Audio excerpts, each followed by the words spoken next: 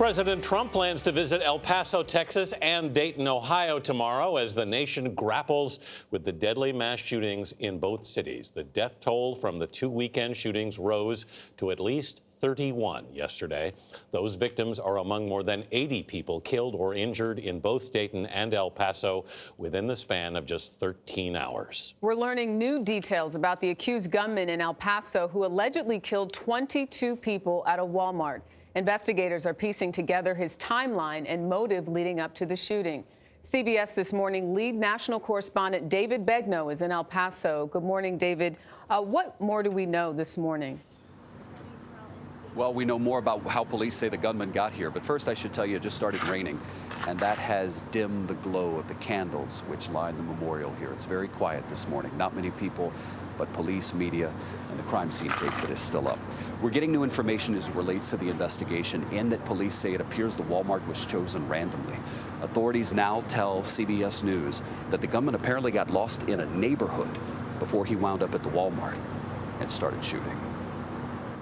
Police now tell us the suspected shooter, Patrick Crucius, after driving 10 hours from his home in Allen, which is near Dallas, to El Paso, stopped at the Walmart on Saturday because he was hungry and randomly chose the Walmart to carry out his attack. Authorities say Crucius, who is now in custody and being held without bail, has been unemployed for 5 months and was on food stamps, but he bought his high-powered rifle legally.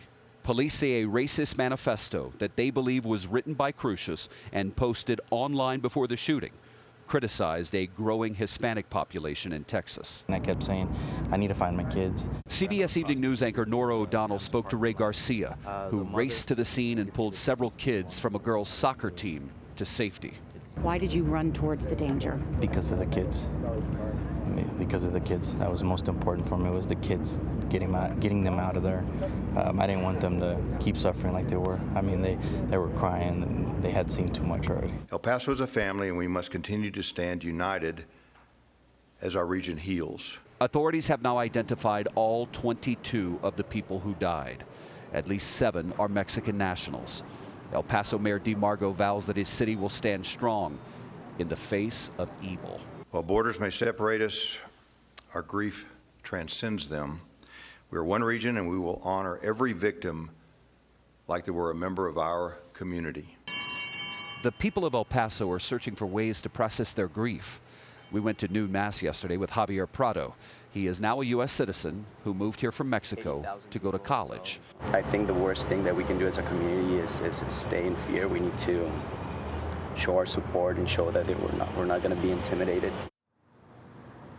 Javier and others told us that they believe in some way President Trump's anti-immigrant rhetoric contributed to what happens here. That was their opinion.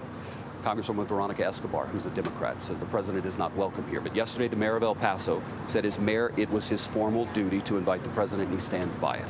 Dana, I should tell you that El Paso prides itself on having one of the lowest crime rates. There were 23 murders here last year, 23. And in one horrific act, there were 22. David, those numbers really give you perspective and a great message from Javier to not be intimidated for so many. Thank you, David.